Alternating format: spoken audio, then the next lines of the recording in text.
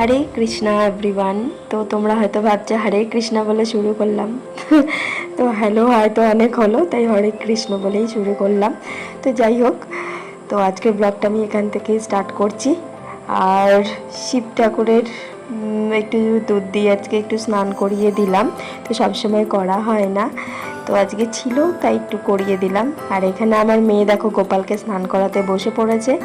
তো আমি অনেক বারণ করলাম, তো বললেন না আমি গপু দাদাকে স্নান করাবো। তো একবারও করালো, তারপর আমি একটু জল দিয়ে আবার দিয়ে দিলাম যে নেই ভালো করে একটু স্নান করিয়ে নে। আর গোপাল এখানে স্নান করে সেজে গুজে রেডি হয়ে বসে পড়েছে খাওয়ার জন্য। Hello everyone, welcome back to my channel. আশা করি সবাই খুব ভালো আছি, আমিও খুব ভালো আছি। তো এখন চলে এসেছি কিচেনে। তো দুধ দেখতেই পাচ্ছ, তো দুধ জালে বসেছি, একটু পায়েস বানাবো। তো অত বড় হাঁড়ি টাইপের তো কিছু নেই, মানে ছোট ছোট পাত্র রয়েছে, তো ছোট ছোট পাত্রে অর্ধেক অর্ধেক করে দুধ নিয়ে নিয়েছি, একটু করে জাল দেবো। তো একটু মানে পায়েস বানাবো আর এই দইও পাতবো, সেখানে আলাদা আলাদা করে জাল দিয়ে পাতবো। আর আজকে রামনবমী, তো রামনবমী বলে একটু আর কি পুজোর আয়োজন। আর আমাদের এই সামনে মানে আমাদের ভেতরে মন্দির আছে, তো মন্দিরে যাবো। তো মন্দিরে যাবো, পুজো ওখানে পুজো হচ্ছে, ভান্ডারাতে সবাই খাওয়া দাওয়া করবে আর কি, মানে যেরকম আমাদের ওখানে হয় না কোনো অনুষ্ঠান হলে, মানে এখানে ভান্ডারা বলে আর কি, সব মিলে লোকজন খাওয়া দাওয়া করা হয় আর কি। মন্দিরে পুজো অর্চনা হচ্ছে, তো যাবো। ঘরে টুকটাক পূজা হলো। আর গোপালকে আজকে গোপালের না কি হয়েছিল, গোপালের সব মানে কেনার সময় যেরকম থাকে না ফেব্রিক দিয়ে সব সুন্দর গরু চোখগুলো সুন্দরভাবে আঁকা থাকে, সুন্দর করে ডিজাইন করা থাকে। তো সেগুলো না অনেকদিন হয়ে যাওয়ার পরে কি আস্তে আস্তে উঠে যায়। তো অনেকদিন ধরেই ভাবছিলাম যে ফেব্রিক নিয়ে এসেছি, তো ফেব্রিক দিয়ে সুন্দর করে সাজিয়ে দেবো। তো আজকে সেটা করে দিলাম, তোমাদের দেখাচ্ছি।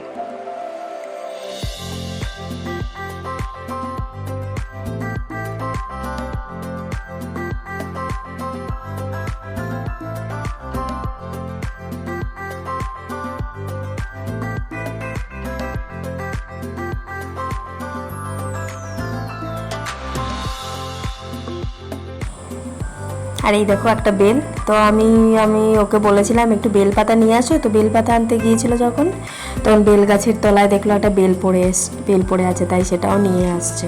তা কিচেনে এসে দেখছি দুধটা প্রায় উঠছে, তো একটু লেট করলেই দুধ পুরো উতলে পড়ে যেত আর কি। তো যাই হোক, তো গুড় দিয়ে পায়েস বানাবো।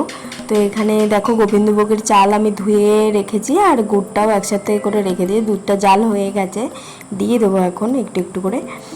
তো এটা হচ্ছে কি তালপাটালি, হ্যাঁ তালপাটালিই বলে ভুলে গেছিলাম। তো যাই হোক, তো ওই তালপাটালি বাড়ি থেকে নিয়ে এসেছিলাম আসার সময়, মাকে বলে রেখেছিলাম না একটু পাটালি পেরে রেখে দিও, কেননা ও ভীষণ তালপাটালির গুড়ের ওই পায়েস খেতে ভীষণ ভালোবাসে। তো সেই কারণেই আর কি করছি। তো টেস্টটাও খুব সুন্দর আসে সবসময়, আর চিনি তো আমাদের ঘরে একটু কমই খাওয়া হয়, সেই কারণেই। তো এই যে সব গুড় দিচ্ছি আর চালটা দিয়ে দিচ্ছি সব একসাথে করে করে। আর এখানে এই সব ড্রাই ফ্রুটসগুলো আমি কেটে কুচি কুচি করে রেখে দিয়েছি, কাজু বাদামগুলো দুভাগ করে রেখেছি, আর কিছু আমন্ড ছিল আমন্ডগুলোকে কুচি কুচি করে কেটে রেখে দিয়েছি। তো পাত্রটা একদমই ছোট হয়ে গেছে, মানে পুরোই ভরা ভরা হয়ে গেছে, দেখতে পাবে হওয়ার পরে পুরোই মানে পুরো এক হাঁড়ি পুরো হয়ে গেছে। হান্ডি টাইপের এটা, ওই সেটগুলো হয় না হান্ডি সেটগুলো, সেগুলো এখন সব উপরে কতগুলো দেওয়া হয়ে গেছে আগে, আর যেটুকু বেঁচে রয়েছে আর সব ড্রাই ফ্রুটসগুলো অ্যাড করে দিচ্ছি। আর দেখো পায়েসের কালারটাও কত সুন্দর এসছে, কিন্তু চিনি দিয়ে পায়েস বানালে কিন্তু এতটা সুন্দর কালার আসে না, খুব সুন্দর লাগে, দেখতেও ভালো লাগে কালারটা। তো আমার পায়েসটা অলরেডি কমপ্লিট, তো এটা নামিয়ে রাখবো। আর এখন রেডি হয়ে চলে যাব মন্দিরে, যেহেতু ভেতরে পুজো হচ্ছে, তো ওখানে আমরা যাব, মন্দিরে যাব। তো আমি শাড়ি পরে রেডি হয়ে গেছি, তো পায়েসটা একটু দেখতে আসলাম ঠিকঠাক আছে নাকি না। তো হয়ে গেছে, আর খুব সুন্দর একটা গন্ধ পড়ে গিয়েছে। তো একটু শাড়ি পরে রেডি হয়ে একটু দেখছি আয়নার সামনে, শাড়ি যেহেতু পরা হয় না তাই দেখছি ঠিকঠাক মতন হয়েছে কি না, সেই দেখছিলাম। তো যাই হোক, এখন রেডি হয়ে গেছি, মাম্মামকেও রেডি করিয়ে দিয়েছি। তো এখন আমরা সবাই যাব মন্দিরে, চলো দেখতে থাকো, তোমরাও চলো। চলো চলো চলো, হ্যাঁ। তো আমরা এখন চলে এসেছি মন্দিরে, যে মন্দিরের কথা আমি বলছিলাম, তো ভেতরে এই একটা মন্দির আছে আমাদের, সেই মন্দিরেই চলে এসেছি। আর ভীষণই ভিড়, চারিদিকে লোকজনের প্রচুর ভিড়, মানে সবাই মানে আসে এখানে আর কি এই সময় পুজো টুজো হলে, মানে কেউ বাদ যায় না, যেহেতু সবাই আমরা বাড়ি থেকে অনেকটাই দূরে থাকি, ফ্যামিলি মেম্বারদের থেকে বা বাড়ি থেকে কোনো ধরনের ফেস্টিভ্যাল বলো কোনো সব কিছু থেকেই আমরা সত্যি অনেক দূরে থাকি। তো যাই হোক, মন্দিরে তখন সবাই আসে, সবাই অ্যাটেন্ড করে আর কি, ভালো লাগে তাই না। এখানে যজ্ঞ হয়েছিল আর সামনে শিব ঠাকুরের শিবলিঙ্গ আছে, তো সব ধরনেরই ঠাকুরগুলো রয়েছে।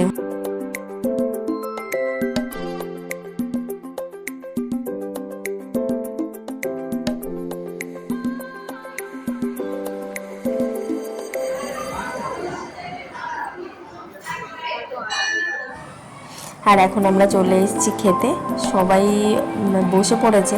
এর আগেও অনেকবার খাওয়া হয়ে গেছে অনেকেরই, মানে প্রচুর লোকজনের ভিড়, না প্রায় 1,500-2,000-এর মতন লোক হয়ে যায়।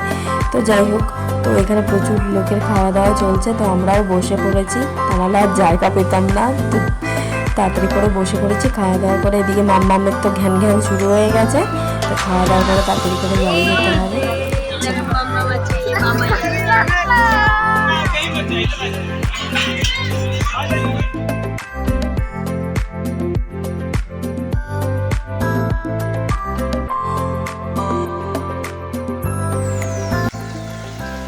তো গাইস, এখন তোমাদের দেখালাম এই যে মশলাটা কষাতে দিয়ে দিয়েছে, আর ওখান থেকে ঘুরিয়ে আসার পরে না সব চেঞ্জ করে রেস্ট করে নিয়েছি। আমরা সকালবেলা যেহেতু মানে বানাই ভেবেছিলাম সকালবেলাই দেবো, সকালবেলায় বানাই না, তো ওখানে মশলা কষাচ্ছি তো সেটা ঝাঁঝে না বারবার করে নিয়ে দিচ্ছে আর কি। একদম ছোট ছোট যে সাইজের আলুগুলো পাওয়া যায় সেই আলুগুলো নিয়ে এসেছিলাম, তো একদম গুঁড়ি আলু। হ্যাঁ, ওগুলি প্রেশার কুকারে সিটি মেরে তারপরে আমি মানে সিদ্ধ করে তারপরে খোসা ছাড়িয়ে নিয়েছিলাম, তাই মানে এত নরম হয়ে জাস্ট একটা দুটো সিটি মেরে সঙ্গে সঙ্গে খুলে নামিয়ে নিয়েছিলাম। দুটো আমি তাই ভাবছিলাম যে দুটো সিটি না মেরে একটা সিটি মারলে মানে সবচেয়ে বেশি ভালো হতো। তো পায়েসটা সকালবেলা করে রেখে দিয়েছিলাম, তো তারপরে তো ওখানে মন্দিরে গেলাম, মন্দিরে গিয়ে ওখানে খাওয়া দাওয়া হলো। খাওয়া দাওয়া করে বাড়ি এসে রেস্ট নিয়ে ঘুম থেকে উঠে সন্ধ্যের পর সব রেডি টেডি করলাম জোগাড় করে। তো এখন রান্না করবো করে তারপরে লুচির জন্য ময়দাও মেখে রেখে, দেখো ময়দাটা আমি আগে থেকে মেখে রেখেছি, চিনি দেওয়া আছে সেই জন্য ওরকম দেখতে ভালো হচ্ছে। ময়দাটা আগে থেকে মেখে রেখে দিয়েছি, এটা হলে তারপরে করবো। লুচিটা লাস্টে ভাজবো, গরম গরম থাকবে।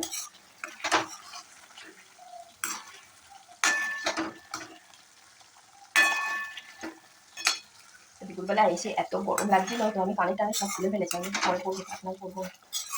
শাড়ি পরার হয়তো অভ্যেস নেই, তো সে পরলে ভীষণ মানে অস্বস্তি হয়, শাড়িগুলো কিছু পরে পরে জমছে, সেই কারণে মাথার শাড়ি পরে দেয়।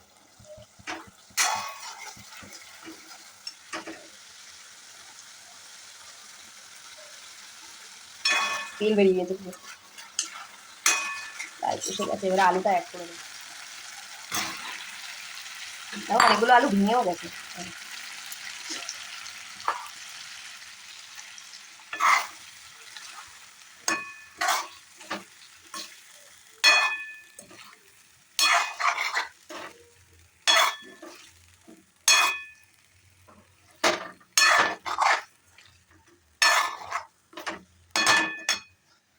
আলুটা সিদ্ধ করে আমি ভেবেছিলাম প্রথমে আগে হালকা একটু তেলে ফ্রাই করে নেবো। আমি সবসময় আলু এরকম দম বা কষা করলে এরকম, হ্যাঁ আমি না আগে একটু তেলে হালকা করে ফ্রাই করে নিই, তারপরে মশলা কষিয়ে আলুগুলো দিই আর কি। তা আজকে আমি না তেলে ফ্রাই করে নিই, কেননা আমি তেলে ফ্রাই করে নিই, কারণ আলুগুলো এমনিতেই বেশি সিদ্ধ হয়ে গেছে, ভেঙে ভেঙে যাচ্ছিলো, তো দেখছি কি হলো।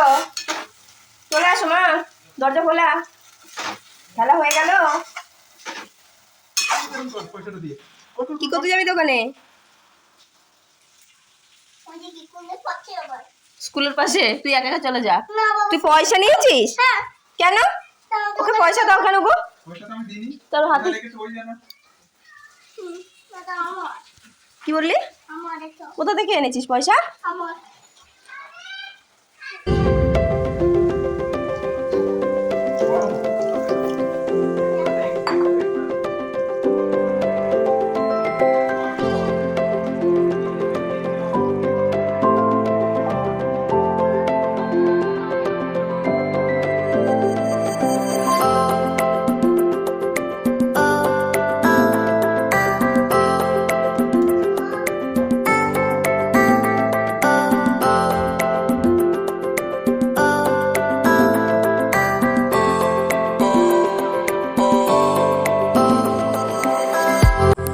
আর এখানে দেখো আরেকজন এসে হাজির হয়ে গেছে। যখনই গোপালের সামনে কিছু রান্না বান্না করে দিই তো ঐশী সঙ্গে সঙ্গেই খিদে পেয়ে যায়, ও সঙ্গে সঙ্গে হাজির হয়ে যায়, ওই আর কি।